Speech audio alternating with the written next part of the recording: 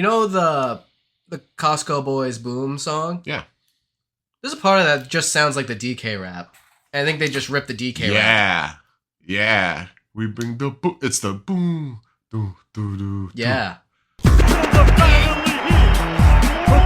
for you. If you know the words, you can join in too. Put your hands together if you want to clap. As we take you through this monkey rap. That's what we do. We bring the boom. We bring the boom to you. We bring the boom. We bring the boom to everyone. We bring the boom. Your favorite father and son. DK. Donkey Kong. Bring the boom.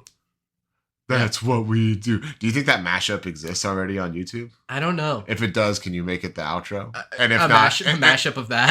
and if it doesn't exist, and there's probably an AI you could make that mashup, right? I don't want to burn a tree for the Costco Boys.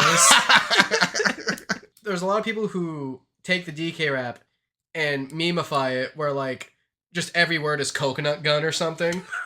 Just some bullshit. I have not seen the YouTube poop versions of the DK rap. Yeah. Originally from Donkey Kong 64, yes. I believe. Yeah. Which is an awful game, but Yeah, it did bless us with the DK rap.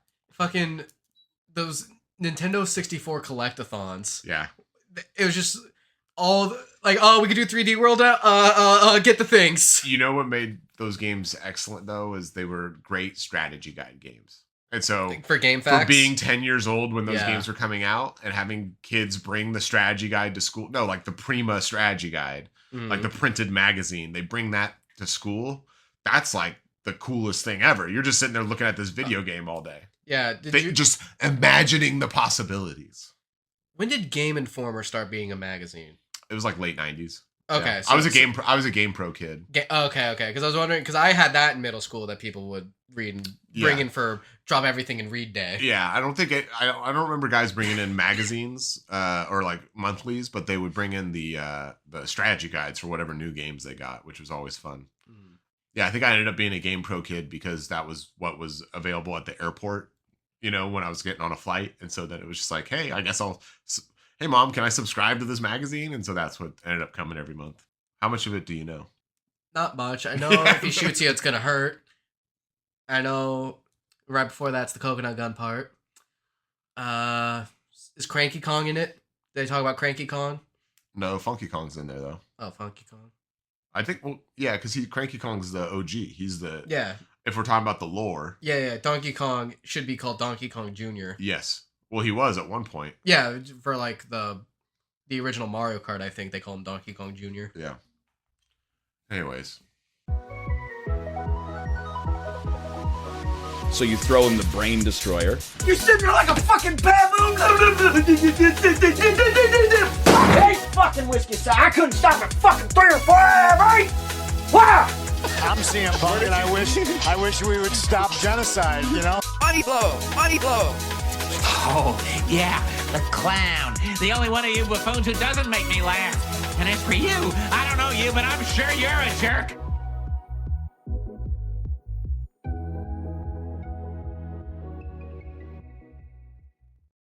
Mango. well, what we were just saying that you were an average man. Yeah, I have brown eyes, brown hair, 5'8", about 190 pounds, and there's nothing really discernible about me. You're a real two and two kind of guy. Yeah. Although at Genesis, 0-2, right? 2 and 2. You went 2 and 2, bitch. Who did you beat? Okay, technically 1 and 2. Before we get off on our hyperfixations, welcome to the Winning Time Chaotic Pussy broadcast. I'm your host, Mr. Dream. Steven, Mr. Dream. I find it fascinating how you go back and forth between the two. Winning Time and Cameron? I don't think you ever referred to yourself as Cameron typically. I don't. But definitely your brother. A lot of times Yeah. you will correct yourself and say Grink. Grink and Cade, And then you will just say Cade. Like, it depends on the context of the story, I think. I think if it's more gaming related or like internet related. I try to say Grink, but it just, naturally comes out Cade a lot of the times. I don't know. Cade's a cool fucking name. I have buddies who have very unique names like that do not like their names being used in public spaces because they're like, well, someone could find me very easily. And I'm like, yeah, but like, who cares? Like nobody's gonna hunt you down. I mean, we've done Facebook search Cade Eisenhower, and Yeah. there's like one in Iowa that Hell like, yeah. comes up before Cade does. They should have a Cade Con? they should have a Cade con like they do the Kyle con. Have you seen the I've seen the Kyle. the Kyle con Yeah. like in Texas or whatever? Yeah, where the 4-year-old like won the lightsaber duel against all the other people or something. So yes, Grink and Winning Time Went to Genesis. went to a con, with the Smash Bros con. former guest Rebecca's little brother King Duck. Yeah. Is his gamer that's his tag. handle? King Duck? King Duck fucking owns. Yeah, King Duck. Duck is pretty good. Because that also just allows for like really unique, like if he doesn't have an avatar already, Mm. like, you know, the ways that you could draw that character or whatever, a King Duck. Yeah, it's imagine I guess a Animal Crossing villager with a duckbill on it and a sword. That's the avatar he drew for himself. So Genesis happens every year in San Jose, right? Yeah, And it's the biggest Smash Brothers tournament of the year. It's always been that way since it started. Basically, it was like tied with Evo, but since 2018, Right. Melee's not in Evo Yes, because anymore. Nintendo's really dumb with the way, like, Yes. Evo probably would still be the biggest tournament if Yes. Nintendo wasn't weird. Right. Yeah. But Genesis is our grassroots thing that we've built up in this big way. So Nintendo allows that to happen, or has there ever been any legal complications there? Not with Genesis. There has been with Big House, which is like our fall second biggest one, where if Genesis is WrestleMania, Big House is SummerSlam. Mm-hmm.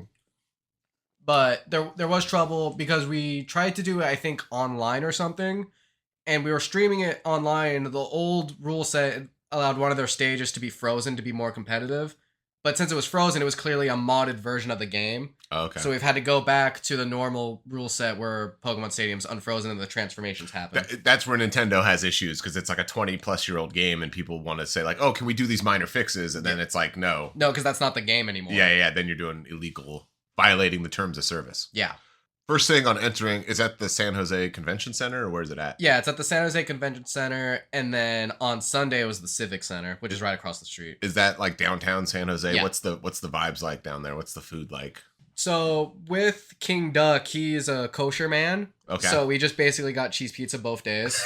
You guys were on the pure gamer diet. Yeah. And there was a guy out there who was offering free Red Bulls if you chug them when you get them. So Grink took down 3 of those. At once? No. Or over the course of the okay. of Just, like, the day. Yeah. Getting cracked out like a power lifter or something taking what's the sniffers that people do? Oh yeah. Is it Just the smelling salts or yeah, smelling salts. Yeah. Just to like shock to your system before lock in. He was pretty amped for top 8 because Yeah. he just took one then. No rules. What's the smell upon what? So the first day was Friday. Yeah. You didn't play. No. But Grink did. Grink did. What time was his pools? 2:30 in the afternoon. So you got there before? Yeah, we got there at like noon. Okay. What was the vibes like? First was just me and him warming up together. Mhm. And then we each got more comfortable out of our shell and separated and go find other people to play. Mhm. And then he played at 2:30. It was not much there. I think I played a Sheik all that day, who I was better than. It's funny, playing friendlies with people, I think there was only 2 other guys who were better than me consistently besides Grink. Mhm.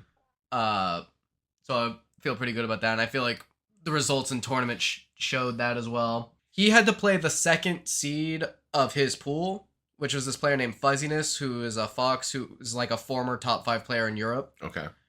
Game 1, he brought it back kind of in game 1 and made it competitive. And then game 2 just like did bad brain dead approaches in the corner. So got abused. If my experience with fighting games, I imagine it translates a little bit where there's an aspect of a lower skill player can take a game or 2 off a higher skill player in a shorter set, because you're going to be doing things, you're going to be playing at a speed or in a way that they're not used to. Yeah. Right. And it's like, you're going to like, because so much of fighting games is predicting what your opponent is going to do in any given situation. It's like, they have 3 to 5 options or whatever, and they're most likely to do these given the circumstances.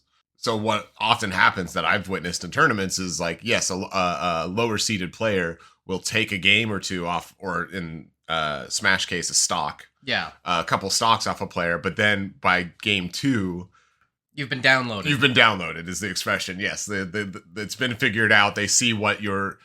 Oh, they're always going to press this button in this situation, so I can just easily counter or whatever. I did notice that. Oh my goodness.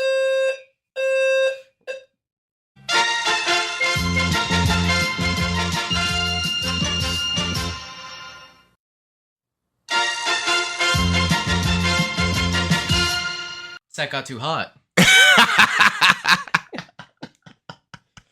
I guess they're testing something. I don't know. That was my smoke alarm. You're gonna have a lot of angry people getting woken up to that. There's no smoke in here. Well, no, I mean it's 9 a.m. I think probably most people are awake, but well, I think some people just got to sleep because they're battling demons all night. Yes, that's true. Have a respectable game or a respectable set against a number 2 seeded opponent. Yes. Yeah. In losers, he went up against this giant schlubby guy named Big Schmoke. Big Schmoke? Who was probably also like 6'2", 6'3", blonde, beard, shades on the whole time, like a certain 4th grader we know. Hell yeah. And Hell yeah. He looked like he was going to be the coolest guy, and he played Captain Falcon, and he just dash danced in the corner forever. And Brink gets very tilted in tournament. Yeah. And he's said, quote, I'm down to just lose my way I play and have fun than to win the tournament way. In this case, because the way Smash Brothers works, it's like they're like 7 or 8 minute games in Melee. Yeah, what's the timer? It's an 8-minute timer, but me and Grink play fast faller, so thus it's like 2-minute games. So how this guy was playing, it was going to be a 6-minute game. Yes. Yeah, it's like you would have had to grind it out. Yeah. Just to get the dub, and it's like that's so exhausting. Yeah. And so annoying. Yes. Yeah.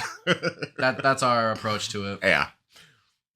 So 0-2 for Grink, and that was competitive Friday. The rest of Friday was playing other friendlies all day. I think there was a Utah Fox player that I beat with Kirby, so that was fun. I just was so much better than him. I was just rotating characters on him. So obviously you guys were there to play and spending a lot of time playing casuals and stuff. Yeah. Was there but this is like the biggest Smash Brothers event, so there's probably plenty of like was there any like unique like showcase things going on, showcase matches or unique like artist alley type stuff that you guys went and checked out or anything like that? So there was a cosplay contest that was available in a different hall. There was also, it was right next to the overstimulated room that was just dark and playing low music. No shit. They had a legit Tism room? That fucking owns. Yeah, Tism room. that rules. Yeah.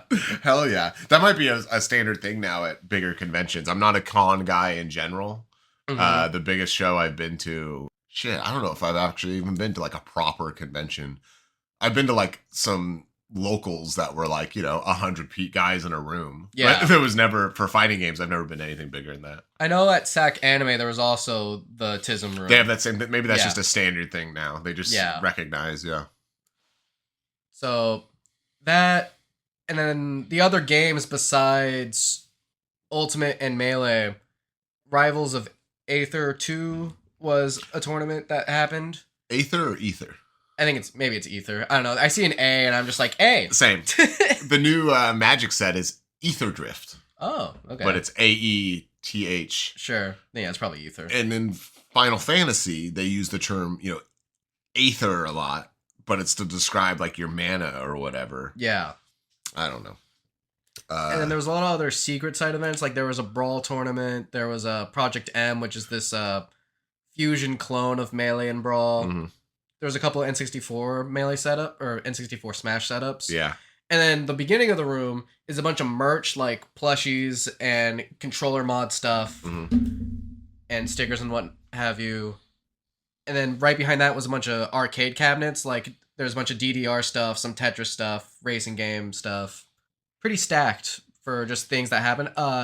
And the cosplay contest was the only like separate thing that was happening at the same time. Did you guys check any of that stuff out, or was this all just like in the periphery and you're mostly focused on just getting games in? Mainly just getting games in because it wasn't in the same room. Oh, okay. I think there might have been more glances if it wasn't in the same room. Yeah. Friday was all of doubles. Mhm. So we got to see top players walking around do their double sets, but there wasn't really anyone, like a top player wasn't just like handing out casual matches. Yeah. Because sometimes Melee players will do money matches with fans. Right. So that you pay $5 to get beaten 2-0 real quick. I like that they do it like they're charging you for the privilege to play. Basically. And Maybe that's a common thing in other games. I haven't heard of that before. back in the day, Mewtwo King Mhm. would do only $1 money matches, and he would just buy plane tickets that way because he'd just do 250 of them in the row. Just pay for his travel that way. Yeah. He's like, all right, Friday night, I'm gonna get my plane ticket in. Yeah. That's pretty smart. Obviously, the expenditure to travel to these tournaments, that's the toughest part. I don't know if I mentioned it on here last week or the week before, but like, it's only gonna get more expensive to travel and stuff. So it's cool that we do live in California, where like you can just jump in a car Yeah. and be there in a couple hours. You know. And then also, it being in San Jose, I didn't have to pay for a hotel. Right. Because Rebecca's family lives there. Yeah. Because some people had to play. I just had to pay for entry, which was exorbitant at $140. Yeah. Any other time, it's been like $5, maybe $15 max. And then Yeah, other for people. like locals and stuff. Yeah. Right? Yeah. You go to those bigger tournaments like an Evo, and it's a couple $100 But then people or have to $100. pay for plane tickets and hotel and Was there a thought like, because it's kind of like going to Disneyland or something? Like, Sure. you know, there's an aspect of, as far as like your lodgings, right? Like, did you have a thought that like, oh, it'd be nice if I like my hotel room was right there, so then I could easily just walk back and forth, or were you happy to have like the comfy bed and like a real fridge full of real food to go home to? if I didn't have what I have, I would definitely pay extra to be with the Marriott that's right next to the center, so I could just like it's 10 feet away. Yeah. But since I had the option for free, Yeah. I take that all the time, Yeah. and also just come home to a home cooked meal instead of paying even more money for food. Yeah, buying Chipotle or whatever. Yeah. Is Chipotle? Was there a food sponsor for the event? Was there? Was there like an official? Were they giving away gift cards or anything like that? I think they were. I think there was what they call ladders, which are like once you go O2, you then enter another bracket for fun. Yeah. And I think the top prize was a gift card, but I think it was just like, I think it was unaffiliated with the event. It might have Okay. been just to like Taco Bell down the street or whatever. Got you. The big thing with Evo the last couple of years is they have Chipotle as a sponsor, and if you win your pool, you get a $100 gift card to Chipotle. If you get out of pools, so like that's like the bragging rights. Is like guys will be walking around taking pictures with their cards Chipotle. because they got out of their pool. Nice. Which is pretty sick. Yeah, the last big sponsor I know with Melee was the Feastables chocolate bars. Oh, okay. Mr. Beast was in on it. Is that Mr. Beast? Yeah. Because Ludwig, who's a big time streamer above Smash, Mhm. started in Melee, so he collaborates with Moist Critical and Mr. Beast for sponsoring tournaments. Right. That's interesting. I didn't know. Like, I've seen some of Ludwig stuff in recent months. I didn't know he was a Smash guy. Yeah, we're fucking beefing, dude. We're fucking beefing, Ludwig. Also, how the fuck did his hair grow so fast? Didn't he buzz his hair at the same time that I did? Is this an old clip? Don't take my girl. Don't take my girl, Hassan, please. Please, Hassan. It's all I have. Please, Hassan. All right, you get everybody else, you know? Everybody else has fucking minds. Just come on, man. Just come on, man. Just give me this one. We're cool. Hey, I do the same thing. We're cool. Just streamers being streamers, you know what I mean? Yeah. Sometimes these people just show up and I'm like, I don't know. They're all like IRL streamers living in LA now. That's me with like every other one of those guys, but just Ludwig. I remember when he was like the best friend of like a Melee commentator was how he started, and he was just the guy who presses A better than everybody else. Mm-hmm. And I watched him get the world record of Mario Party 2. How long do you think that stuff's gonna last? The IRL streaming. Do you think that's here I think it's forever. I mean, okay. until the end of the empire, or like is that money gonna dry up at some point? I think it's here because, I mean, also recent events this weekend, NBA All-Star Weekend, Yes. which for basketball enjoyers was horrible because the All-Star game was a 3-hour broadcast where only 39 minutes of basketball was played. Nice. Because it was mainly a Kevin Hart special. Okay. Was he a commentator? He was more than a commentator. He would be doing bits. Like, he'd pause the game and, like, tell jokes. Okay, he was in the game, but he was mic'd up. Yeah, and he wasn't playing basketball. He would just, like, literally just do funny things. He wasn't playing basketball, but he was mic'd up and just pause the game and do shit. Was he a referee? No. He was just a guy. He was an entertainer just during the game. Incredible. Yeah, it was. So not only was that on Friday, And that's different. That's with. Do they still have the actual NBA? Well, just real quick, let's finish Genesis. Sure. So Saturday you got to play. Saturday I played Mango. The whole thing was You got to suck off your hero. yeah. Mango was doing tweeting. Who is Mango? For those that aren't familiar. Mango is the greatest Melee player of all time. The way I described the experience to other people was, imagine if there was a Open in tennis that's more prestigious than Wimbledon, Yeah. and your first opponent was Roger Federer. Right. Yes. I think that's how you described it before. I've been telling people it's basically like, yeah, it's essentially, you know, meeting Tom Brady or Yes, whatever. I got to have a throwing contest with Tom Brady. Yes. And just, you know, get out cannoned by 45-year-old Tom Brady. Yeah. Which kind of makes sense because Mango's 33, which is pretty old for competitive Is gaming. he still crushing beers on stream? Yeah. Is that still a thing? Where he's Drunk December's still here.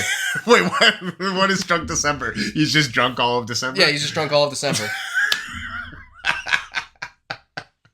What a role model. Yeah. But Well, dude, that's what you can only get in like the fighting game community is like people that are like true degenerates in a way, but are like just so good at video game. Because it's a solo enterprise. You're not dependent on anybody else, right? There's no team to speak of besides maybe sponsors or something. well, if you're like a top player, you do like Mango's part of C9. There's like orgs and stuff. Yeah, there's orgs, yeah. For sure. But I think they just like cover travel expenses and that sort of stuff for him probably, right? Yeah, and people like Left and Hungry Hawks and Mango who are super big, they're not only paid like as a competitor, but as a streamer because they have enough base there. But you know, Mango, because he's the only cool guy who like parties and drinks, whereas in Melee we have this thing called like 5 gods back in the day where only 5 players won every tournament. Gotcha. The other 4 were either super nerdy, cringe, or just robots. Yes. So there was a documentary that basically tried to almost villainize Mango because he was a chill... Because he's semi-normal. Yeah, because he was just a 16-year-old who partied because he was like younger than all of them, except for Hungry Box. Yeah. Like, oh, he's a bad role model for kids because he drinks. Has he made it out? Because there was the whole Smash purge of 2020. Well, yeah, he didn't touch children, unlike those guys. He made it out clean without any accusations or anything? Well, yeah, because since 2011, he's been with Lauren, his girlfriend. Oh, okay. Gotcha. Yeah. All right. Whereas so there was a bunch of commentators and players who got purged in 2020. Yeah. I'm kind of surprised Hungry Buck survived, but I guess that's because when you're at the top level, everything goes away. Sure. Yeah, that was the first top player I saw just in passing, and yeah, he's chatting up 2 girls on each side of him. Nice. Just like standard Juan. Is he an attractive man? Or is he just He's a schlubby Argentinian. Is he as normal as you can be as a professional Smash Brothers player? No, he's not normal. He's very cringe, but... And he just cries all the time. Okay. All right. He's emotional. He wears his heart on his sleeve. But if we were commentating, he would be a very... But it's always, like, not genuine. It's always an act, because he does all this shit and cry, and then it wouldn't be, like... He hasn't won in 3 years. He wins Genesis, spoiler. He hasn't won in 3 years, so it's fine. He wins, and he can be emotional, all that. Yeah. But to turn it into, during the ultimate stream... Be like, hey, everything I won, I'm going to host an event. It's a 4-day event where I'm putting all the money back into it, and it's going to be an online, like, in these 5 regions. It's just like, that fucker always has a plan for his theatrics. Pisses me off. Anyway, I met Mango. You got to meet Mango, who is also a Philadelphia Eagles super fan. Yeah, so he was coming off a Super Bowl win. You guys were both coming in just extremely juiced. Yeah, he saw me in my AJ Brown jersey, and he just thought immediately I was a cool guy. Yeah. What's up, Driz? I was around with the Dawkins jersey, my man. What's up, baby? So the first person he sees is his like modder, because he left his controller at the airport. Classic. So he's a day late because he was supposed to get on Friday or something, or there's something about his flight getting delayed. Yeah, he wanted to come in Friday night, which I think he did still, but he didn't have to come up till Saturday because that's when his pool was. Well, we didn't say, because so Melee wasn't the biggest tournament. Ultimate was, right? Melee had more entrants. Melee had more entrants. Okay, 500. So how many entrants total did Melee have? 1,071. Do you know how many pools there were?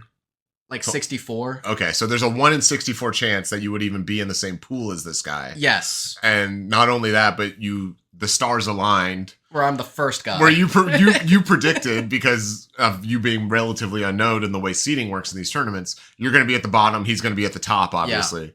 and your first round opponent didn't even show up. So you didn't even have to win because you were saying you needed to beat someone in order to see him. But you just got pushed right then. Yeah. So you could have shown up half lit yourself and been... Well, then I would have been DQ'd and then Mango would have right. Because that was so you wait half an hour Okay. until they start hitting DQs. So Gotcha. me and Mango had to wait a bit before we could play. Gotcha.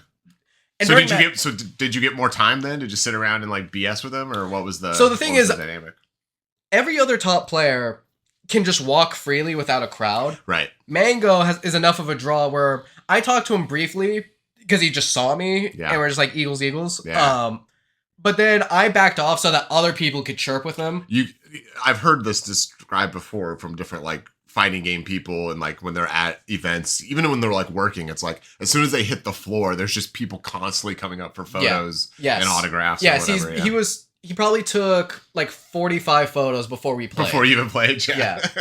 It's crazy. And he has like 101 degree fever at the time, and he's just so patient and the nicest guy. Is he the one that got you sick? Yeah, I fist bumped him, and I'm assuming that's how I got sick. But yeah, and I knew that I had the Dawkins jersey in my backpack, so I don't need to talk to him right now. I can let other people have a chance. You're like, I'm gonna have my moment. Yeah. So I don't want to be someone who's constantly on him when other people are like waiting. Yeah. So we sit down to play. I put in our theme song for game 1, and the first 2 stocks because you have your earbuds. I have my earbuds now. Yeah. First 2 stocks I was terrible because I was like still just like I wasn't like sweating, but I was just like, man, this guy is a lot fucking faster than Cade. Then around stock 3, I started to be like, what if I'm Fox, he's Falco, he's just another Falco, which he's obviously fucking not, but just it helped me to get a stock off him. To forget who is sitting next to you. Yeah. The whole time I was playing, I didn't look at him. Yeah. That would be really weird if like you stared him down every time he took a stock off of you. Yeah, that'd be funny. Game 2, I'm listening to the Red Scare song, All the Things She Said. I like that that's how you described that. You described it to me in the same way. Yeah. So that's a real, I listened to, the podcast universe already was well established by the time I got into high school. Yeah. So the fucking hit 2001 track or whatever, Tattoos, All the Things She Said is the Red Scare song. Oh, I heard it way before I heard Red Scare. Okay. I was doing that for other people. Got you. Okay. I've never listened to Red Scare. Oh, I feel like you'd like it. The truth is, I listened to Dasha on Doom Scroll the other day. I don't know if I mentioned on here. It's Joshua Citarella. He does.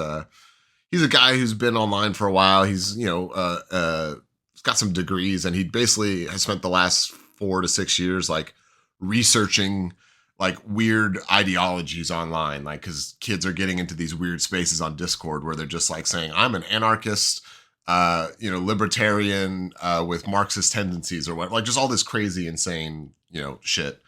And he had Dasha on there on his podcast recently, and it was kind of revealing because she's like voted for Trump and stuff. And, whatever, like, I don't care. Yeah. But it was this idea of like, oh, she actually doesn't know anything. Like, she's actually just like a dumb person. And like, that's fine. But like a podcast that like was at one point seemingly left leaning or something because they were like Bernie people, I guess, her and her co-host. It's the thing where like you take the post-ironic, like none of everything about American politics is a circus, but then you're still going to be like not vocally, like you can be ironic in a way, but like not when like the real Nazi shit is happening. You kind of have to like be able to talk about things and not be like, whatever, shoulder shrug. LARPed too hard. LARPed too hard, yes, and became a fascist. Yeah. Absolutely. Yeah. So anyways, you had I love that this is your playlist. The intro to our podcast. Was that just random? Yeah. Oh, okay. So the podcast song and then I had all the things you said. I had a song. I had a playlist of like 20 songs. Yeah. And I hit random on it, and those were the 2 that came up. Nice. Second song second game, I played a lot better. I was able to run around and get little just run and gun hits on them. And then I show up, and I had to play some people in round 1. Anyone who knew I was fighting for my life, I had a harder time in my round 1 pool than everything up until top 8. And I took another stock, which most of his round 1 opponents are getting double quattroed. Yeah. I'm happy I took 2 stocks off him. Respectable. Yeah. And then I immediately, because we were waiting for Shuckle to get DQ'd, had to play another match against this Falco named Chet. And he had 2 goons behind him, like, chirping and cheering for him. Yeah. And trying to troll me. Your earbuds weren't blocking that out? So game 1, they were, and I won. Uh-huh. Game 2, I had to like take them out to, tell them my ban. And when I put them back in, they didn't just play. Oh, okay. So game 2, I heard all their fucking shit, and I lost game 2. Yeah. And in game 3, music back on, win that set. Yeah. So I did not go 0-2. And if you go by placement, I went 2-2. We need to start going to that local again. It's on Saturdays now. Oh, really? Yeah, the Fire and Ice. We need to start going. I need to start. Do they have Melee brackets still? They do. Oh, okay. They have Smash for sure. Or I'm pretty sure they have Melee. Mm-hmm. It's definitely more Ultimate focused, but because Grink was telling me that it stopped doing Melee. They might have stopped it temporarily or something. Okay. I mean, now that they moved to Saturday, they have more time. I know Alma was struggling with setups and stuff, but basically, you talking about this has gotten me juiced up again because there is an aspect of playing, even like a local tournament, right? That's just super fun. And like, even if you go 0-2, like playing for keeps rather than just like queuing up online or whatever, like a ranked match or whatever you're playing. Dude, and all these fucking kids are on Slippy, which is this direct Melee online system. Yeah. Me and Grink don't have that. Yeah. And we're playing on dinosaur controllers. Why haven't you gotten on Slippy? You just don't care for it, or? I don't care for it, and like I don't want to put the time in to like have a proper Ethernet setup. Oh, okay. I'm a caveman. You are such a caveman. fucking Luddite. It's incredible. Yeah. I'm a caveman with caveman technology. You're like, this is fucking bullshit. Well, and also Genesis was supposed to be mine and Grink's like last tournament. We were gonna like quit the game after this was supposed to be like the swan song. Yes, This was the. Then Saturday was so childlike fun for us that like, and Kate was playing this better Falco named Mosquito, and she was beating him. And it's like, no, you're actually really good. Just like I used to, like she was telling him that she went on hiatus for a while and then came back, got Slippy and got better. Yeah. And she like was really gassing Grink up. Yeah. And now Grink's like, okay, maybe I should try to actually take this seriously again. I mean, it's playing anything competitively as a hobby is kind of cringe. Yeah. Because it's like, what are you competing for? Right. But right. as long as you're finding it fun and yeah, it's not like sure. it's torture. It's just not completely like Yeah. What I really love about tournament play is those nerves. Because you don't really get that in anything else. Yeah. The closest thing is like asking a girl out. Like sure, as far as like the level of adrenaline pumping through your veins. Because I love I had forgotten I've played in a few bigger locals here in Sacramento, and I made a playlist myself for those tournaments. Yeah. And because part of it is like I cannot have any outside stimuli happen. Yeah. If I can hear anybody else, I'm completely distracted. Yeah, I get tilted. Yes. And so I was more nervous playing that game 3 against that guy than I was against my next opponent who beat me named Jake Spear and Mango. I was way less nervous playing them than playing this guy that I should beat. Yeah. And thankfully I did. And I know if Shuckle showed up, I was going to beat him. So I would have gone 2-2, but if you're out there listening, Shuckles. In Japan. It's an open fucking challenge. Yeah, bro. come back to America. Oh, were they an international player? Yeah. They probably missed a flight too? Or something. Maybe you have to thank Trump for your victory. Maybe that was something his firing of all the FAA people or... No, I'm mad at Trump because a Spanish Peach player beat Mango. Oh. He didn't stop the one that needed to be stopped. Gotcha. So Trump actually failed me. As an American, I could say that. So the rest of Saturday... It was so fun. It was just chilling and then... And then I played Mango's modder, and I was beating him up. And his modder? Yeah, his controller modder. Oh, okay. Is that a known figure in the... Like how? No, he's not a known guy. How did you know he was his controller modder? So... Is he walking around with like a chain that says like, I... No, when Mango walked modder. in... That was the first person I saw talk to Mango. Oh, okay. And when I sit down next to him, like, hey, do you want to be friendlies? He's like, Driz. And I'm like, how do you know who I am? Yeah. He's like, I watch you play Mango. I'm like, oh, okay. Oh, okay. Yeah. And we played... That's cool to get someone to just like mention your tag and you're like, wait, how the fuck do you know who I am? Yeah. I'm like an anonymous person at right, this show. yeah. Yeah. And we played for like an hour and a half, and it was really fun. Hell yeah. Then Saturday we watched Top 64 for the people to get in, and it was like perfect. Everyone we wanted to win, everyone we wanted to win lose. Cade at one point takes off his sweatshirt and loses his badge. Yeah. So we were freaking out about that. I was offering to the controller modder I mentioned, his name's Onyx on Twitter. Onyx. And I'm like, hey, you can have my backpack as like collateral. Can I get your badge to just bring Grink back in? You just have to flash it kind of thing. Right, yeah. And he's like, yeah, sure. And as I'm running to Grink, he's like, no, security's going to help me. I'm like, security's never there to help you. And he waved off my plan, and he got fucked. Did he not make it in for the rest of the show? Or no, you said he bought a day pass or something. For Sunday. For the rest of Saturday, he was frozen out. He was just hanging out. Yeah. Well, I think that's also, it was your guys' first time going to Genesis. First time at any tournament even approaching that size. Yes. Had you guys gone to locals prior to Genesis, or was it always just you and him in the bathroom playing playing in your bedroom until you guys decided to start slugging each other? And then it was like, all right, I guess we're done playing Melee for a couple of weeks. I think we've been to 4 or 5 locals together. Okay. Yeah. And I think he got 3rd at one of them. Gotcha. Yeah. Yeah. Sunday, having fun in the venue, watching top 8. Again, it was all going well. Then Mango lost game 5 to this peach named Triff.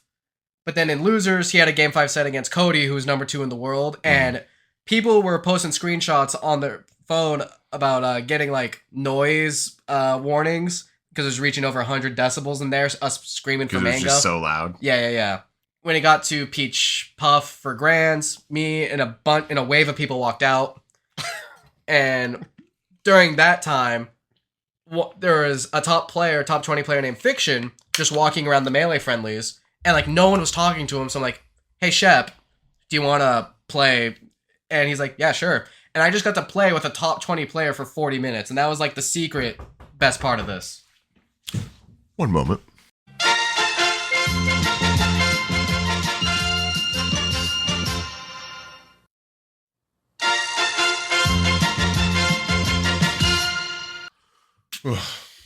We have a fire inspection happening here today, so they have to look at the sprinklers or something and make sure they're not broken. Yeah, shout outs to Fiction for just playing me for 40 minutes. And that was a Sunday, and then I came back for Ultimate Top 4. And the crowd was just as loud, but like way less toxic and not saying random shit, which I think is part of the charm of Melee, but it was also just more pleasant probably for everyone. Melee probably, because that game's been around forever. I think anything that released in the mid aughts is never going to have zero toxicity in that way. Do you know what I mean? Like, yeah, Counter-Strike is very similar. Yes, yeah, because that was just the culture that game originally had, and it's very difficult to move away from that. Yeah. Even like older like Street Fighter games will have that in some ways, but also the games were just designed in such a way where you could just fuck people up, and then like it's like there's a famous Street Fighter video where it's just a couple of guys singing. It's like somebody's getting fucked, get fucked, get fucked, somebody's getting fucked. Yeah, that made its way to Melee too. That's the shit that's why you have your headphones in, so you don't. So when like those guys are behind you, just fucking. Well, nowadays in like the last 10 years. Top players actually got to be like on a stage away from the crowd. Yeah. Because people are like playing in top 8 and just like literally like in their backs are people just screaming against you. Yeah. So yeah, that was Genesis.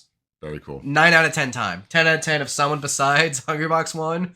And then like 14 out of 10 if Mango somehow won. I'm glad you guys had a good time. I'm glad you were able to get out of there with only a minor sickness. Yeah.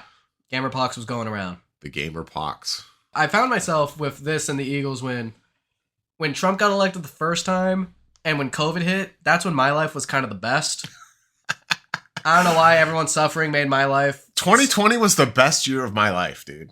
Really? I shit you not. Nice. And it's like, mostly because I didn't have to work. Yeah, sure. I got very lucky and I got on unemployment like mid-April. Oh, okay. And so and the unemployment stuff was like, it was more than I'd been on unemployment before, which was like, like $300 every 2 weeks. Was that back in Idaho or still in Sacramento? I think I had gotten it a little bit in Sacramento, yeah. Okay. But it was like, it was like $1,000 every 2 weeks. I was making more money on unemployment than I'd ever had working 40 plus hours a week. Yeah.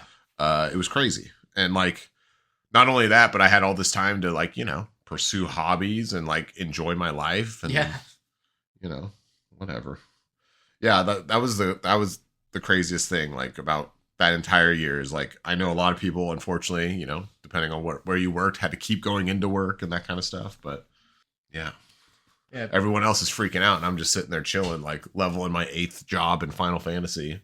Yeah. Just fucking having a good time. Yeah, pandemic, I got to move in with Rebecca and then transfer from Oregon State to Sac State and just did online school with no job. That was all. That was all in 2020 that Yeah. happened. Yeah. It's weird, man. I don't feel like much time has passed at all. It's crazy to think that's like, it was kind of 5 years ago almost now. It doesn't, and it. Yeah. No. I don't know. Like 2 years ago. I think part of that is there was a sign of like progress. It felt like when I was younger in society as a whole. Granted, as I've gotten older, I've been like, oh, nothing has really changed. Yeah. But there was a brief period of time in like the early 2010s where I was like, oh, like things are getting better year after year. As things Gay are... marriage is legalized. Yeah. Love wins. Yeah. Yeah, it's just, I don't know. We felt, if it definitely feels like a holding pattern for the last 8 or so years. Yeah. Oh, you mentioned earlier about, do you think the IRL streaming was going to be around forever? Yeah. And mostly the money behind it. Like, I get people will always be following people online, but there's an aspect of them all getting together to do things. And I'm like, I don't know, this feels like it won't be around forever. I don't know. So Kevin Hart was Sunday because that's a mainstream guy who is like with the NBA players. During the actual, like the game with the real NBA players. Yes. Because I saw parts of the Celebrity All-Star game. Yes, which was on Friday, and the main stars of that game, according to online, were Kai Cenat and Drewski. Kai Cenat was in that? Nice. Yeah. Everyone was just wondering how those two would play, and those two were trying to be just as like funny as possible but they're just, during the game. But they're not like, they're just like guys. They're not. Yeah. They're not athletes. No. Yeah. Yeah, and it showed. I saw Bailey miss a layup. But she also. That was my only highlight. She also D'd up some old retired player. I forget his name. Yeah. Oh no, that wasn't just. Well, yeah. Well, I saw Bailey hit a 3 in practice. Oh, okay. I saw an Instagram reel of her hitting a 3 in practice. But yeah, and then someone else won the MVP, and both like. As they were announcing who the All-Star Game MVP was, Drewski and Kai both tried to approach the trio feed and like put on a big like surprise shocked face that they didn't win it because they sucked ass at They basketball. both did the same bit. Yeah. Yes, that is where IRL streaming is going. It's just like the NBA has a big problem with branding itself around basketball. Mhm. It's trying to get this 12-year-old demographic that doesn't watch TV Yeah. into the NBA. Yeah. When people who like basketball are so ready to give money to just watch basketball, Yeah. but they're ignoring it, much like Democrats. I think there's an aspect of like just trying to capture new markets, right? You want to like continue that growth, and these companies, these sports organizations, sports leagues see how much money there is that these guys are pulling in. You know, Kai Cenat has however Right. many million Twitch viewers on subscribers. on all his stuff. So how do we get those eyes on our stuff? And it works. I mean, I think it worked for WWE when he showed up, and If I Show Speed and Logan. I Show Speed. Yeah. When I Show Speed showed up and like, just got laid the fuck out. I don't think Logan Paul gets viewers. I don't think he's a thing anymore. Maybe he is. He has a podcast and stuff, but like I think there's always going to be people that follow those individuals, but I don't know if they're generating new, like, are 12-year-olds following Logan Paul? Is that a thing? I think he's so. old now. I think he's like for like the Zoomers that are like 22 years old. Yeah. They're a Logan Paul people, but I don't think the 13-year-olds are getting into Logan Paul. But that's what, going back to the NBA, that's what I'm thinking though, is just like, there are 25 to 17-year-olds that just enjoy basketball and don't need Drewski in their basketball. We don't have, there are no celebrities anymore. There are no new celebrities besides streamers and influencers. Yeah. So you're going to get these people that aren't really good at doing the PR stuff of like being in public. I mean, they are when they're like around their people or whatever, Yeah. but like they're not professionally trained actors that like are used to being in like these movies or whatever. You know, 20 years ago, you would get like Hayden Christensen out there, you know, like the Star Wars people or Justin whatever. Timberlake. Yes, but those people don't exist anymore. So I don't know. Well, the big one for the celebrity game was always Win Butler, who was the lead singer of Arcade Fire.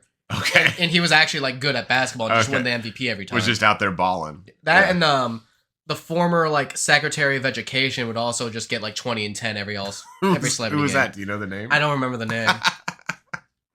Just out there fucking hustling. Yeah. We should get more former politicians out in the public eye more. That'd be more fun. Dude, since I was 9, I'm like, how is there not celebrity wipeout? Yeah. Yeah. They have that in Britain, but it's all like, Britain. Who cares? Who's Yes. them? We need to see like AOC versus like Chuck Schumer. Yeah. Just Like take it off the Senate floor and then put it in like the make Shapiro run that course. yeah, the celebrity. Yeah, all these weirdo young dudes or young, they're like in their 30s or whatever. But all these younger guys that are super like fit freaks that are like in the Senate now and stuff. Yeah, we need to have like some lifting competition. Like Paul Ryan can host it. Yeah. Because he's the retired guy now Yeah, or whatever. yeah. I think he's like a seed oil guy now too, if I remember right. He's gotten into like some weirdo like health stuff. Speaking of retired guys, I didn't know that Vince McMahon was just at the Super Bowl. Oh, was he? What was he doing? Just watching, being rich. But all those cases apparently doesn't affect him too much, and he's not too concerned about staying in the public eye. Is he currently are there lawsuits out against him? I don't know. They might have been all paid out already, and he just can't come back to really show his face in WWE anymore. Yeah. But I was enjoying watching the little bits of the celebrity bass. That's the thing is like the All-Star game itself doesn't really matter, right? Like it's not. Not really, no. Didn't they try and do a thing for a while? Or was this in baseball where like whoever won got like home field advantage or home court advantage? That is baseball. Yeah. The winner conference gets home field advantage for the World Series. That's so weird. Because it's not like a real game. You know what's funny? I feel like that would make more sense for the NBA Yeah. than baseball. Because baseball, like, there are better teams, and I think a lot of times the better team wins, but just kind of shit happens in baseball. Yeah. Especially a celebrity game Well, or all-star game. The reason why playoffs in baseball aren't a single game is because it's a game meant to be played over a series. Like Right. the whole strategy comes from like pitching rotations and stuff Yeah, like yeah, that. yeah. So having a single game doesn't make any fucking sense. Well, the World Series is not a single game. That's what I'm saying. Yeah, So yeah. like the fact that this All-Star game like determines it, anything yeah. is very weird. But baseball is also kind of the only sport you can do that in because there is like very little contact in baseball. Yeah. Compared to other sports. Whereas like if you're trying to like make basketball count or something, yeah, guys are going to end up getting hurt. Trying to take charges and stuff. What else is going on, dude? Let's see. There's the All-Star game, Genesis, and have you been seeing on Twitter this news story of like a bride who gets mad the fact that a baby's like crying during her wedding when she asked for like no kids to be at her wedding? No. I'm kind of with the bride on that one. If I ask for adults only at my reception, And you bring a baby? yeah, Yeah. you're getting kicked out. Was this just like the Twitter post of the week or something like I that? guess, Someone yeah. was going off Yeah. about it. The only times now I get on Twitter and I just get Nazi shit. Like I really don't see anything of value. It's like a few companies that I follow, Mhm. like fighting game stick creators and stuff like that. Like they're still posting. But Yeah. like any of like the posters, anything besides like news headlines, there's really nothing going on that website anymore. No, It's tough to see anything. but yeah, that was just I've seen enough people post about that specifically where it's like news story of the week or See, maybe. I thought we were going to be talking about one of the new Elon The surrogate. SpaceX. No, the surrogate. Oh, he made a new kid. Yeah, Yeah, yeah. You know he's and I say made. Very yeah. You know he's accurately. not fucking any of these girls. No, which is more perverted. It's crazy. He's just sending them his semen and like a check Yeah, and saying and a contract. yeah, It's fucking insane. And it's all heirs, right? It's all male heirs to the throne. yeah, Yeah, because he's using the IVF stuff to like genetically engineer his children. yeah. Fucking insane shit. I don't get how we're just not killing this guy. Not to go all Bill Burr, but like, No, it is 100% like Bill. Like what was the Bill Burr quote that's been going around? He's like, just someone billionaires just should be hunted down like dogs. yeah, absolutely. Like there's just not like the thing is that we just have too many treats for the true psychopaths to like I spent so much time in World of Warcraft this winter, Yeah. you know, and if World of Warcraft didn't exist, who knows what I Who could knows? accomplish? Yeah. You know, I have 2 level 60s. It's funny. 18 days played total between those two characters. 18 days of my life in the last 90 days I've spent playing that video game. I could get so much done. Without WoW, what could I get done? Me and Grink talk about all the time, like, man, if we both, when we were kids, knew we were going to be 6'2", we'd actually just be kings of the world. Why is that? Because just, I don't know, we have this perception I want to hear the short guy fantasy. You're not short. You are average height, as we said at the beginning of this podcast. But just like 5'9", right? 5'9" for him, 5'8" for me. 5'8" and... 5'9" Are you 5'8" flat? I'm 5'8". 5'8" flat. Yeah. That's it. Okay. Nuh-uh. Yeah. And he's like 5'9" and a half. Okay. That half matters. I'm just saying, if you want it, he says 5'9". He looks to me a lot taller than me. So I think it's 5'9" and a half. That's the little brother syndrome of like you were constantly looking up, physically and metaphorically looking up to your big brother in some ways. Yeah. I have a lot more tiny Feeth genes in me, which is my mom's side. Okay. Yeah. Little tiny Mormons. Just if he stuck to baseball or golf and I stuck to soccer, but we both got into basketball. Yeah. Oh, that was the misplay. So if you were 6 feet tall, it might have worked out for you, at least on like the high school level or like a Division II level. Sure. Yeah. Or just like, you know, kind of our influence in life would be better because like people are more, you know, afraid of people who are over 6 feet tall and just like are not.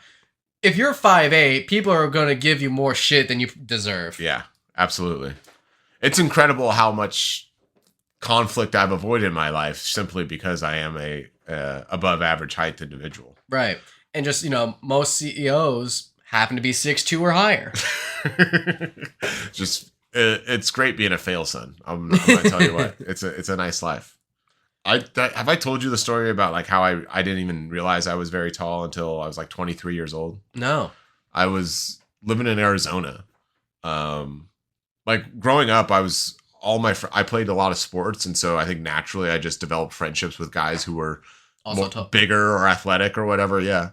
One of my closest friends in high school was like 6'5", so I never felt tall. Sure. All of my relatives are, you know, all my male cousins were all 6 foot plus for the most part. Like we were just big people. Yeah. And so I never thought about it. And then living in Arizona for a few years, and I started going out a lot when I was 22, 23 years old. And I remember walking into bars and just looking around and being like, why do I feel like out of place? Like, why is everyone kind of looking at me? And then also like, why am I like feeling like people are looking at me? And it's because I'm looking around and I can see everybody and they can all see me because everyone's, you know, first or second generation Mexican Americans. And I'm just like, oh, I'm just like the biggest motherfucker in this room. You're like Andre the Giant going to Japan. Yeah. Yeah, exactly. And I was like, like 22 years old, just realizing for the first time that like, oh, I'm tall. Yeah. And yeah, it was weird. It was weird being that late in life, relatively speaking, and then realizing something so simple about yourself. That's also the first time I recognized that like, oh, women find height attractive. I didn't even know that was a thing. Really? Is this just because I don't know if maybe it's the time I grew up into, or like there wasn't as many pickup artists online trying to teach you about the game or whatever. Yeah. But that was not something that I was even conscious of until that time. It didn't click that women look at shoe size and height to think of just dick, and just dick is the thing that matters. I just thought I was funny. I just thought, it was my personality winning people over, and come to find out it was just the fact that they, wanted a giant security blanket to ease anxieties. That's funny. It's just like, I thought women liked me because I was funny. I thought they liked me for my personality, but it was because of my big tits. I didn't know. Yeah. So then I had to work on my personality over the years as that started to wane, and we've reached a nice middle ground, I like to think. Yeah, the physical things I bring to the table is this hair and my dimples. Yes. Just my dimples are cute. Yeah, great smile. Yeah. Absolutely. And I never show it. Yeah. Unless I'm recording with you pretty much. Yeah. I was telling you before we started recording, I feel like I got too weird and too old before finding someone to like lock down with for a bit though. Mm. Like you look around this apartment, brother, and it's like, this is all hoe scaring material for the most part. Yeah. I got some neat shit in here, but then, I got like a Ku Klux Klan fucking, range target on the back of my door. I don't know. I think it conveys that certainly have interests, Uh-huh. and maybe they're beyond, I guess it's not anything. I try not to think of it as like anything beyond just like, these are my Funko Pops. Yeah. Because it kind of just is that, right? Sure. Same thing with like buying books or whatever and not fucking reading them. Yeah. But I don't know. I guess it conveys a certain amount of worldliness or whatever. But I mean, I'll be honest. This isn't too different from the lesbian roommates I had when I was with Rebecca. It kind of looked like this, including the gamer set, the double screen setup and everything. It was a mix of like gamer, internet communist culture. books and cats. Yeah. Yeah. So I think, especially in blue states, there'll be enough people that vibe with this. That's true. That smoke weed. It was really hard in Eastern Washington, Northern Idaho. Like once I moved, because I moved back after living in Arizona for a couple of years. I moved back at like 25, and I was there for a year or two.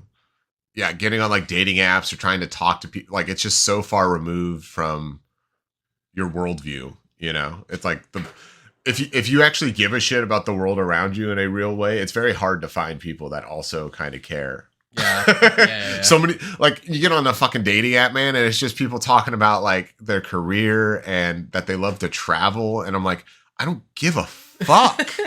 The world is dying. No, it's cool. Like if you have the privilege to travel, like I fucking love that for you. Like go for it. But the idea that like we're gonna go on vacation to like some European country. Meanwhile, like, people are being fucking deported. Like, there's this conceit of like, we're gonna go spend money in a place where workers are also being fucking exploited. Yeah. It's like, meanwhile, we go back home to our hometown and we're upset that it's $10 for a coffee or whatever. And it's like, oh, I'll just save it at home. And it's like, get the fuck out of here. Like, I feel like if you are traveling and spending $5,000 in another country, you got to go home and spend 15. You got to spend triple that amount of money in your own community. Cause that's what keeps your neighbors fed and housed at a certain point. Granted, most of that money does go to the people who own the fucking businesses or whatever, but I don't know. Just getting older and weirder all the fucking time. Cause I just had a birthday myself. You just turned 25. Yeah. Congratulations. 36? 36. Yeah. So you can rent a car. Yes.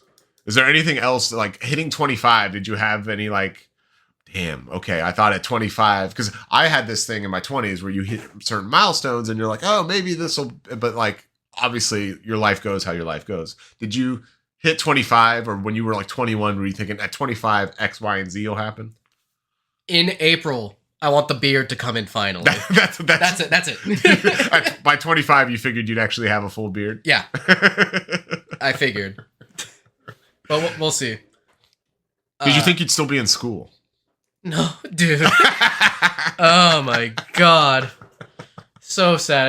I should have been 3 years done by now, dude. Yeah. It's horrible. What's great is you're going to graduate, you're going to look at the job market and be like, grad school seems kind of interesting. Kind of stupid.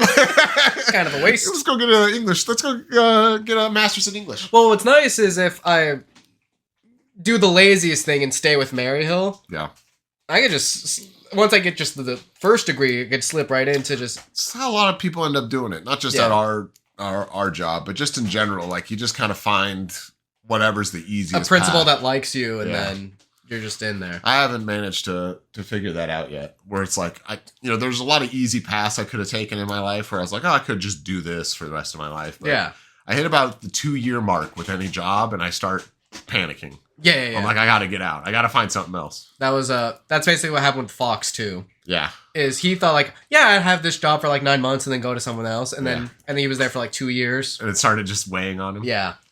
Well, thankfully he was able to actually get out and start applying elsewhere, and he's doing similar work, but it's the type of thing too where like jobs don't give you any fucking more money. And it's like at a certain point it's like I'll go somewhere else and get the 50-cent raise, and then they won't. For him, $3. Yeah, and then I'll stay there for a couple of years, and then whatever. Yeah. People that I've talked to, a few potential dates. Did I tell you I was trying to get with a couple recently? Yeah. But what happened there? Dudes are such fucking dry texters, man. I don't know. And it's also this type of thing where like, as far as like being attracted to men versus women, it's like 95% women, 5% men. So if you somehow fall in that 5% window, you got to fucking be exceptional to stand out, to beat out the 95%. Yeah. And this is the first time I've actually experienced this. So I'm texting with this guy, right? It's this married couple. They're about a decade older than me. Just right away, it's very clear. And this happens a lot in couples where it's like, especially ones that are open to another man coming in. Usually it's for the guy. Yeah. I mean, there are definitely plenty of women that love, getting all their holes filled. But but I feel like that's like the exception. Like that's more of like a one-time thing. More often than not, it's 2 girls, 1 guy. the man wanting to explore something. Yeah. You see it a lot. But, men in general just aren't as comfortable being, openly bisexual or pursuing that or something like that. Yeah. And I've had this kind of journey the last couple of years where I'm like, I could probably date men, but it's not anything I grew up with. And it's like completely removed from any reality. It's like, I'm almost trying to psyop myself into being more woke. Like I have this constant like battle inside. Like, do I actually want to suck a dick or do I just want to say the word faggot? Like that's like the constant battle within me. Yeah. That hits so true of my. Well, now that Trump's president, you can say faggot whenever you want, but it's just amongst certain people, you want to make sure. I was talking to this gal who's in Oklahoma, and I referred to myself as a retarded faggot. Yeah. After telling her, my diagnoses and my orientation, and she didn't like the retard part of it. And I was, and I'm not going to argue with someone, but it's clear that I think there's a lot of people that fall in certain parts of certain spectrums where that word might have been used against them in the past. Yeah. Same thing, with faggot. Or a sibling. Right. And it's like, I get that you have history with that word, but like, come on.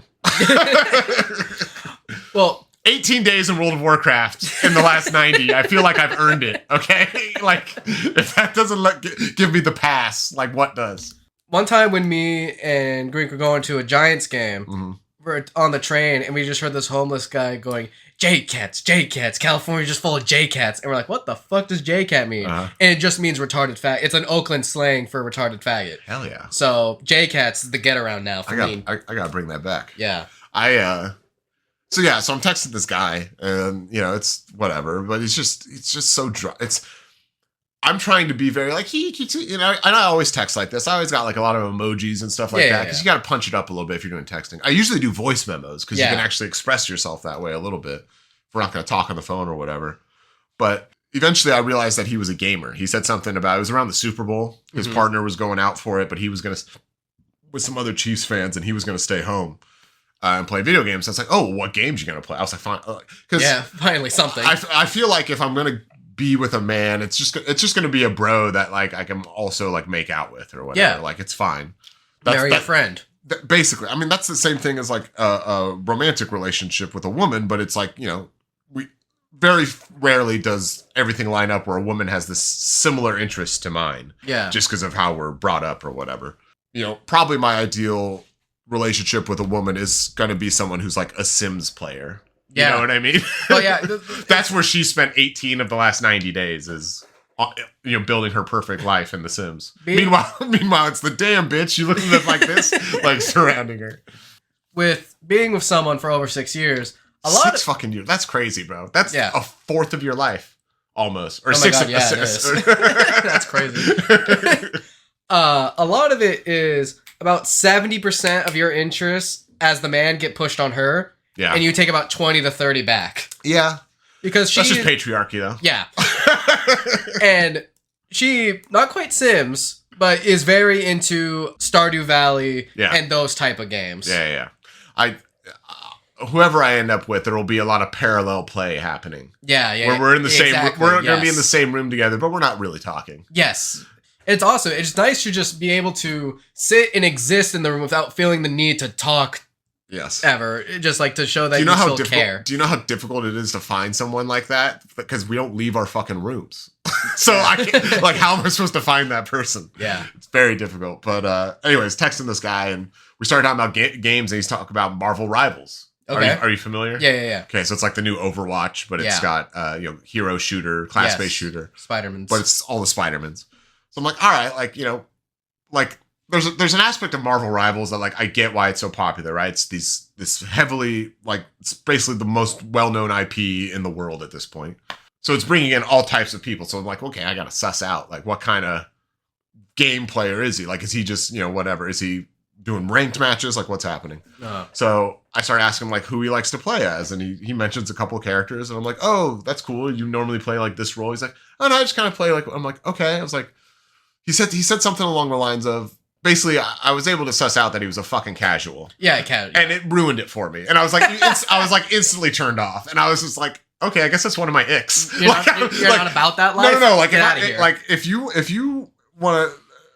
If you're trying to come at me like you're some, I guess it's only going to be a thing. Like if he had a vagina, it would not be an Big issue. problem, yeah. If there was a vulva involved in some capacity, Show me your dick. Yes, but the fact that I have to get over that hump already, like the inherent biases I already have, growing up, like that's just like nope, I'm out. Like I just can't. Show me your gamer dick. I want to suck it because I said something to him like. Oh, yeah, well, here's this, because he mentioned some characters, like, oh, like, this guy has really good guides on, like, how to play. He's like, yeah, I don't really... I'm not going to be belling with He's that. like, no, I just kind of like to play, and I was like, oh. Which, you don't have to try hard and sweat in every game, but there's a mentality that, like, you should understand the game on a certain level, because otherwise you're just dragging the fucking team down. It's a team fucking game. Yeah. Go play a single player... Game. 1v1. Yeah, go yeah. play Warcraft or nobody plays Warcraft or StarCraft anymore. But like, it's one of those things where like, if you're playing a multiplayer experience, like if you show up to the kickball game and you don't know the fucking rules of kickball, yeah, get the fuck off the field.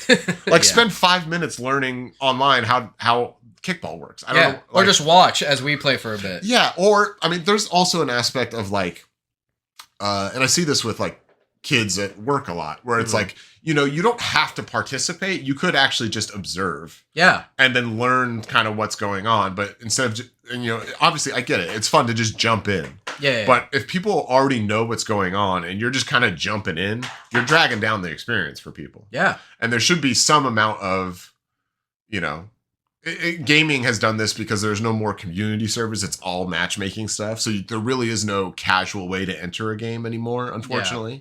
It's all like, oh, we're going to match you up with like similar skill levels. You can't just be the shitter on the team. Yeah. You're all supposed to be trying to win. Yeah, unless you had friends from high school / college and you make a Discord server. Yeah. Dude, talking about getting older, that's the other part. Like, you know, again, 18 days and 90 in World of Warcraft.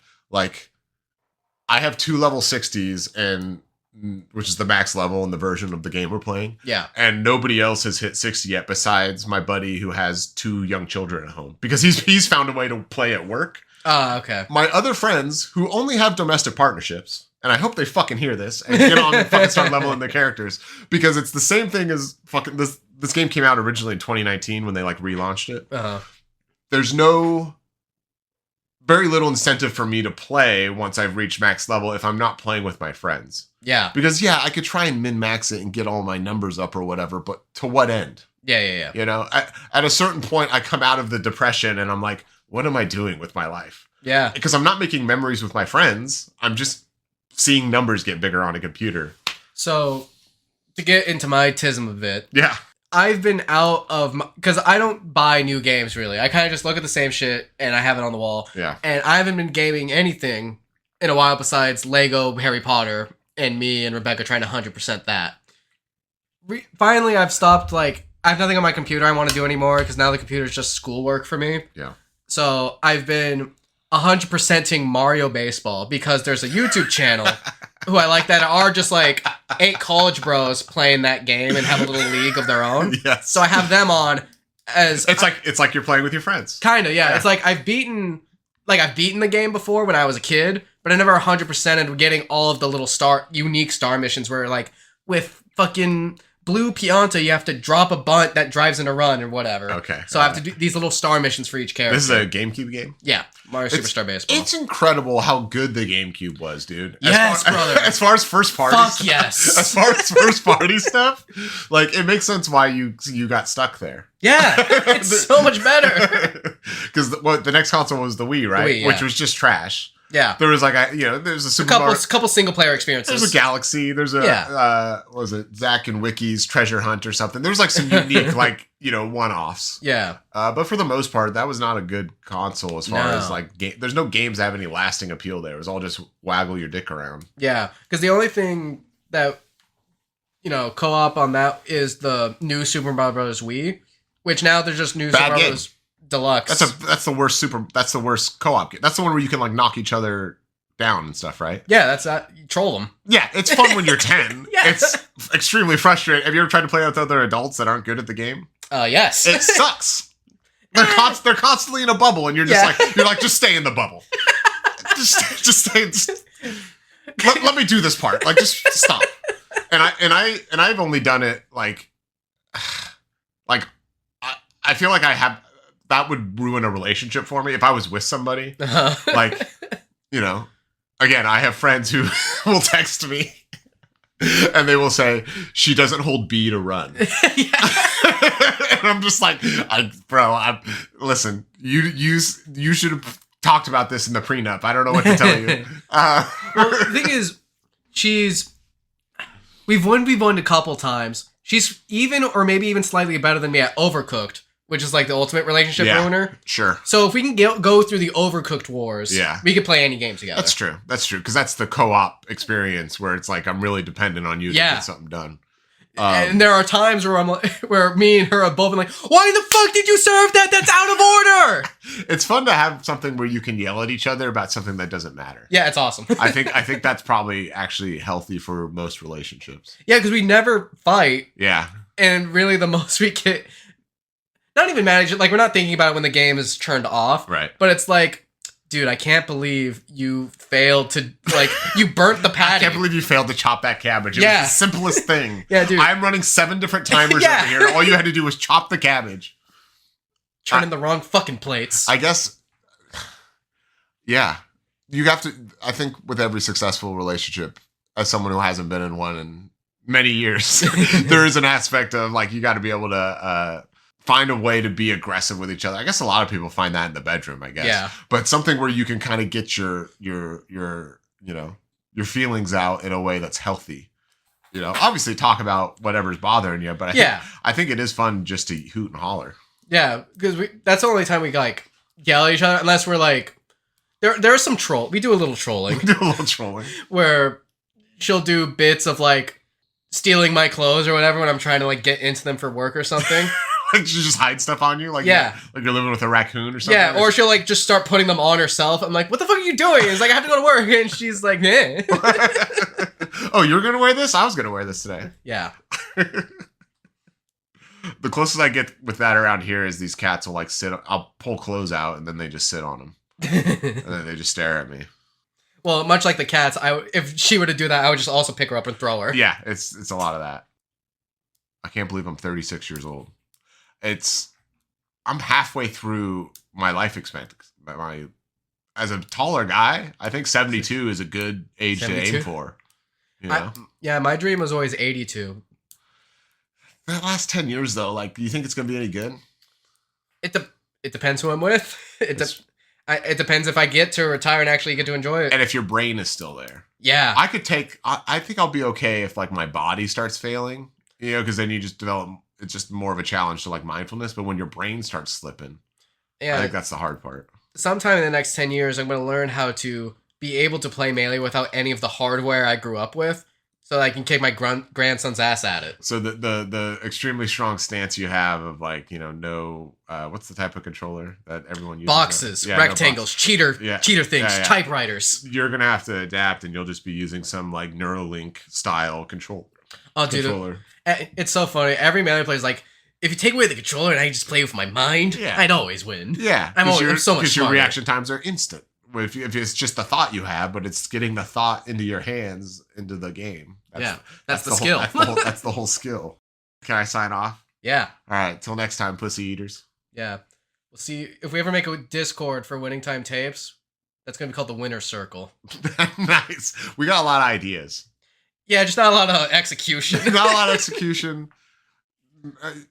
I don't know if anybody actually listens to Chaotic. I have one buddy who will tell me. I will post Chaotic Pussy. Mm-hmm. I don't know if anybody's actually listening to it. I just look at my numbers, and I've never looked at the. Maybe I need to start looking at the numbers for YouTube.